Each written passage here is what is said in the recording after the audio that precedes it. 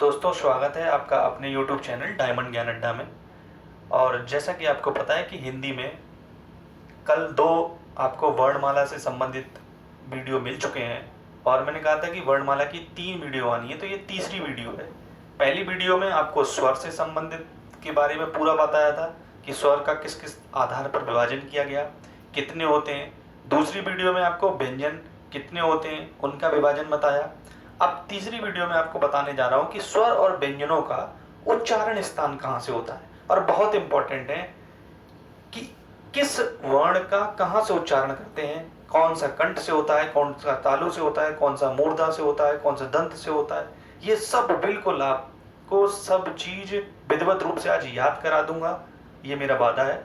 और आप जिस तरीके से प्यार दे रहे हैं अपनी मेरी वीडियो को, उसके लिए बहुत बहुत धन्यवाद। आप वीडियो को लाइक करते रहें, चैनल को सब्सक्राइब कर लें और बेल आइकन पर जाके उसको क्लिक कर लें ताकि आपको जैसे ही वीडियो बने तुरंत उसका नोटिफिकेशन आप तक पहुंच जाए। तो देखिए, मैं बात कर रहा हूं वर्णों के उच्चारण स्थान की। तो वर्णों के उच्चारण स्थान में आपको पता है कि स्वर भी होते हैं और व्यंजन भी हैं। सबसे पहले मैं बात कर रहा हूं स्वर व्यंजन की और व्यंजनों के उच्चारण स्थान की। देखो, होता क्या है, समझ लो कि उच्चारण स्थान के मुख्य रूप से उच्चारण स्थान जो है वो कंठ, तालु, मूर्धा, दंत और ओष्ठ, ये 5 मुख्य रूप से उच्चारण स्थान है। अब इनको पहचानो। पहचानने के लिए आपने देखा होगा कि किताबों में एक चिन्ह बना रहता है जिसमें ये एक तरीके से मानव का ये मस्तिष्क बनता है। इस तरीके से मस्तिष्क बना देते हैं। यहाँ पर ना, यहाँ पर आपका मुंह इस तरीके से वोकल कार्ड बनती है। यहाँ पर आपका ये जो कंठ होता है, यहाँ फिर आपका मूर्धा आता है, फिर यहाँ ये कंठ हो गया, ठीक है। फिर इधर जो नीचे का हिस्सा होता है कंठ, ये तालु कहलाता है, ये तालु कहलाता है। फिर जो इसकी ये आपकी खोपड़ी और इधर का जो हिस्सा होता है उसको मूर्धा कहते हैं।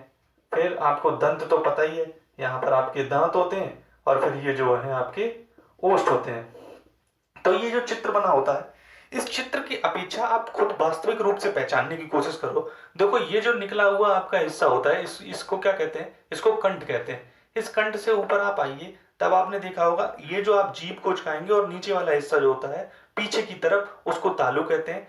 और फिर कंठ, तालु, मूर्धा क्या होता है, जो जीभ के ऊपर का हिस्सा होता है बाहर की तरफ, तो गर्दन। और जब उच्चारित होते होंगे स्वर, तो वो गर्दन और आपकी गर्दन जो है इससे लगते हुए वो स्वर उच्चारित होते हैं। इसके बाद मूर्धा के बाद दंत, तो पता ही आपके दांत हो गए, और ओंठ जो आपके पता ही है, तो ओंठ हो गए। अब देखिए, जो व्यंजन है उनमें का वर्ग के जितने भी व्यंजन है, का वर्ग के जितने भी वर्ण हैं, का, खा, गा, घा और ञ, ये सब किससे उच्चारित होते हैं? कंठ से। देखो, कंठ माने का से ही पहला वर्ण का है, का परिवार का।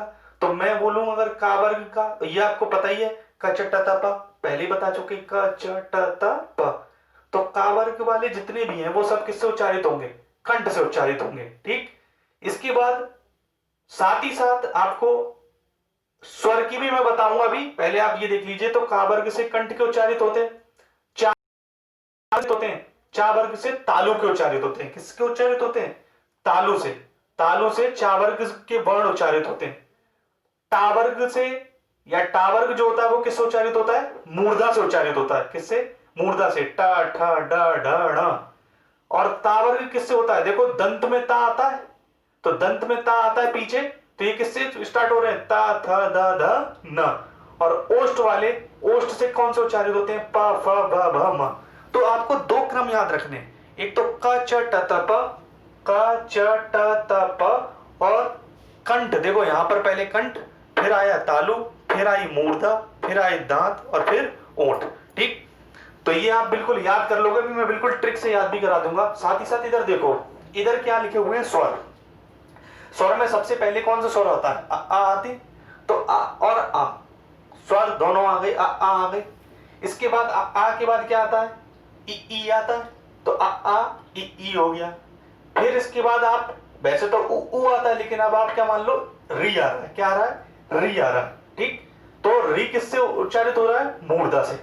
इसके बाद अगले स्वर जो उ है, आपको पता ही है कि ओंठ से, भाई उ अगर करो तो ओंठ बनना है, तो उ से कौन से उच्चारित होते हैं? ओंठ से उ उच्चारित होते हैं, ठीक है।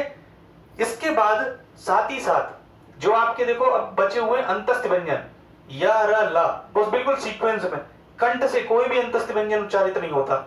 लेकिन ये जो है या र ला, किससे या किससे उच्चारित हो रहा है? तालु से। रा किससे उच्चारित हो रहा है? मूर्धा से। ला किससे उच्चारित हो रहा है? दंत से। और ओठ से कोई भी अंतस्थ व्यंजन नहीं उच्चारित होता। इसके बाद आप देखो, फिर आ जाओ ऊस व्यंजन। तो ऊस व्यंजन सा सा सा हा होते, तो पलट के लिख दो। पलट के लिख दो का मतलब भाई सीक्वेंस ये होता है सा और फिर हा।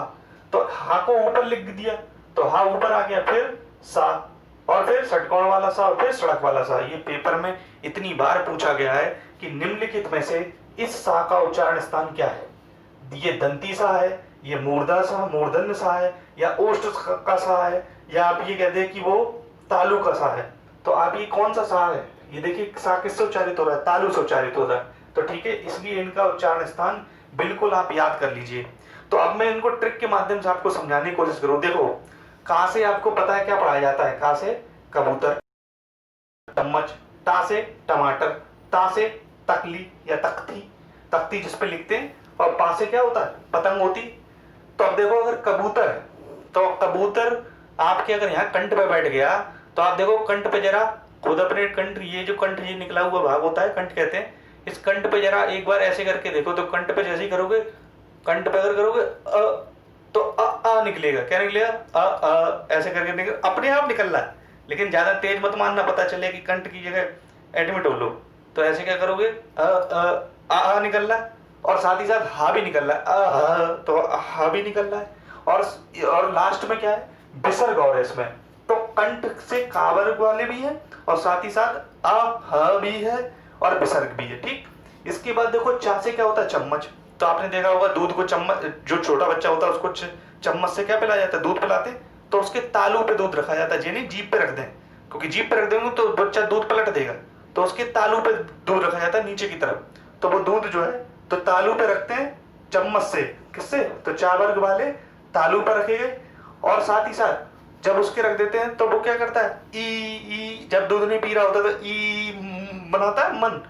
और अगर जब वो दूध पूरा कंप्लीट कर लेता है, तो अब बच्चे इतने एडवांस हो गए, तो उनसे पूछो कि दूध पी लिया, तो क्या कहता है? यस यस यस, पी चुके, है ना। तो चा चम्मच से, चम्मच वाले चम्मच से दूध पिलाएंगे तो कहाँ रखेंगे? तालू पे रखेंगे। और वो क्या करता है? ई करेगा और यस, मतलब मैंने दूध पी लिया। अब देखो टा से क्या होता है? टमाटर। ठीक है, तो टा से टमाटर। अब देखो ये क्या लिखा है? ऋषि। ऋषि लिखा हुआ है भाई, ऋषि ऐसे ही तो लिखा जाता है, ऋषि ऐसे लिखा जाता है। तो ऋषि में री और ये सा हो गया, और रा भी मान लो। तो ऋषि में जो है री, रा और सा। तो ये टमाटर, ऋषि क्या खाते हैं? मान ली रहे याद करने के लिए, ऋषि क्या खा रहे हैं? टमाटर। और टमाटर खा के ऋषि जो है भाई, ऋषि आपने देखा होगा उन पर शक्ति होती है। तो वो मूर्धा माने जो एक तरीके से मर गए, तो मूर्धा मतलब मूर्छित लोगों को भी वो एक तरीके से क्या कर देते हैं? टमाटर खाने से ऋषि में भी शक्ति आ जाती है। ठीक है, तो री, रा और सा ये मूर्धा से टावर्ग वाले उच्चारण स्थान इनका हो गया। देखो ये ट्रिक कोई ऐसा तो है नहीं ऑथेंटिफाइड ट्रिक है, बस केवल आपको याद रहे और वहां पर एग्जाम समय में आपको याद आ जाए कि हाँ री माने क्या था? ऋषि क्या खाते हैं? टमाटर खाते हैं, तो मतलब टावर्ग वाला। और टावर्ग मतलब क्या होते हैं? जो ये सबको जिंदा कर देते हैं, तो मूर्धा हो गया। ठीक, इसके बाद आपको अगर आसानी से याद हो सकते हैं तो जरूरी नहीं है ट्रिक के माध्यम से याद करो, जिन्हें नई समस्या है तो वो लोग देख सकते हैं। साथ ही साथ अच्छी भी लग रही होगी, ऐसा नहीं है। तावर्ग वाले ता से मैंने क्या बताया? तख्ती। तख्ती माने क्या होती है? जो जिसपे लिखते हैं। अब जैसे बच्चा है तो तख्ती है, तो वो तख्ती लेके एक दूसरे से लड़ाई कर रहा है। तो अगर वो लड़ाई कर रहा है तो दांतों के माध्यम से, देखो आप उच्चारण भी कर सकते हो ता का, तो ता, था, दा, तो ये जो है आपके दांतों से टकरा रही है जीभ। तो ये तो ता, था, दादा तख्ती लेके वो एक दूसरे से लड़ने लगे, है ना। तो कह रहे लड़ साले, तो मतलब है कह रहे कि एक दूसरे से ला मैं मुझको दे इधर दे, तो तख्ती एक दूसरे से छीन रहे हैं, तो ला सा। ठीक है, ला सा हो रही है आपस में, और क्या हो रही है? दांतों के माध्यम से हो रही है ना। ये उसने तख्ती उसके दांत की तरफ फेंक के मार दी।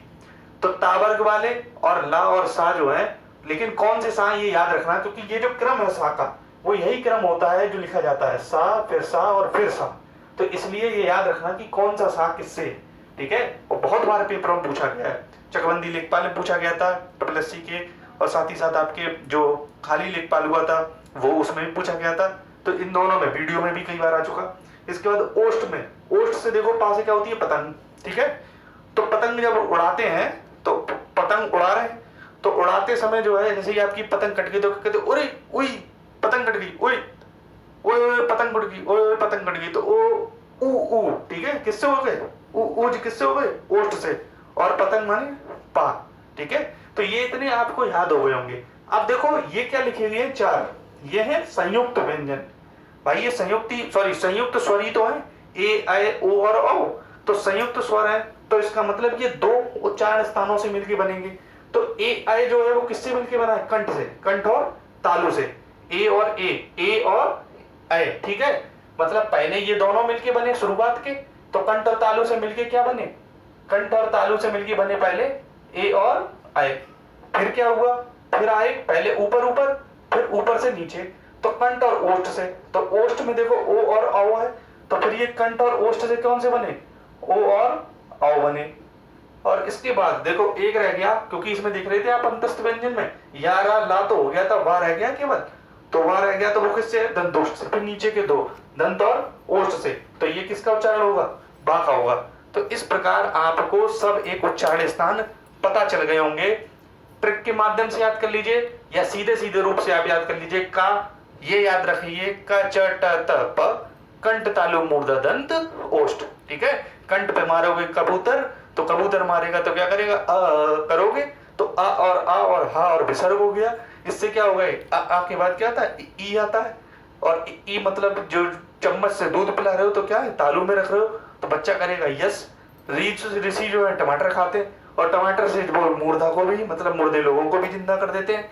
और लसड़ जो हो रही है, बसड़ हो रही है, वो किससे, तख्ती में लड़ाई हो रही है, दांत पे फेंक के मार दी उसने, और उसने जो है पा से पतंग है, पतंग कट गई, तो कह रहा है ऊ पतंग कट गई, तो ऊ पतंग कट गई, ओष्ठ हो गई। और ए आय जो है वो किससे, कंठ तालु से हो गए, वो किससे, कंठोष्ठ से हो गया, और वाह किससे हो गया, दंतोष्ठ से हो गया, ठीक है। धन्यवाद।